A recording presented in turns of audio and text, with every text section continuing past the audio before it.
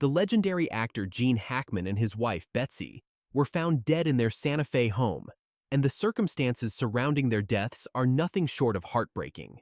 No one could have predicted the tragic chain of events that led to this devastating outcome. When authorities arrived, they were met with a chilling scene. Gene, 95 years old, was found lifeless inside their home. Betsy, nearly 30 years younger, was also deceased. Their dog lay motionless nearby, while their two other dogs, thankfully, had been staying with a friend. What made this even more bizarre? There were no signs of a break-in, no struggle, no foul play, and yet something had clearly gone terribly wrong. At first, speculation ran wild. Was it carbon monoxide poisoning? Some kind of hidden toxin? A crime that left no clues? Days passed without answers, and the mystery only deepened. But then, the autopsy results revealed something no one saw coming. Betsy had been suffering from a rare disease contracted through rodent exposure, something called the H virus.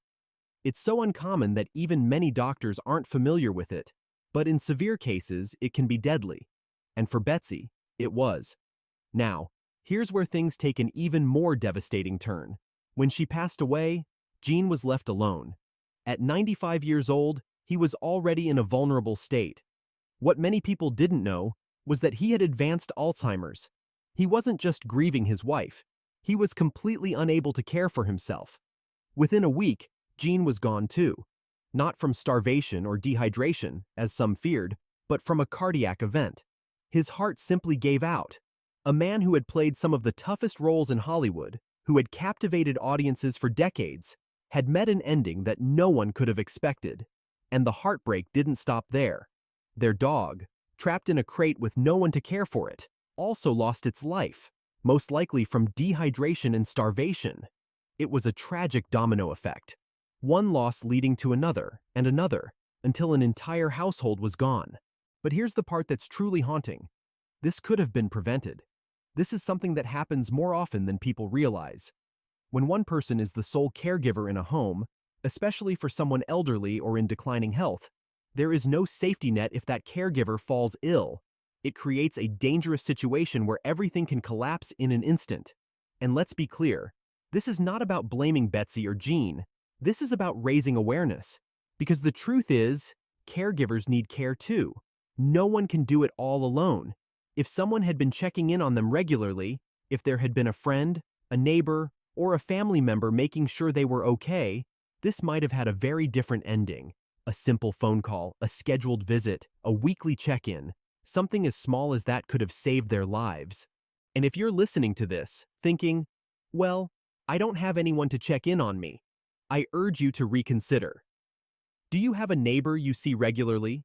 A local group you attend? A friend you could call once a week just to check in?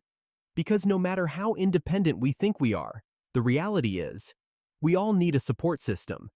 If your loved one is in hospice care, use the resources available. Speak to the social worker, the nurse, the chaplain. Tell them your concerns. They're there to help, but they can't step in if they don't know what's going on. And if you know someone who is a caregiver, don't wait for them to ask for help, because most of the time, they won't. Instead of saying, let me know if you need anything, say, I'm coming over to help this weekend. Be direct, be present. Because sometimes just showing up can mean the difference between life and death. We live in a world that praises independence, but no one should have to go through something like this alone. Let this tragic story serve as a wake-up call. Reach out, check in, and never underestimate the power of a simple phone call. It might just save a life.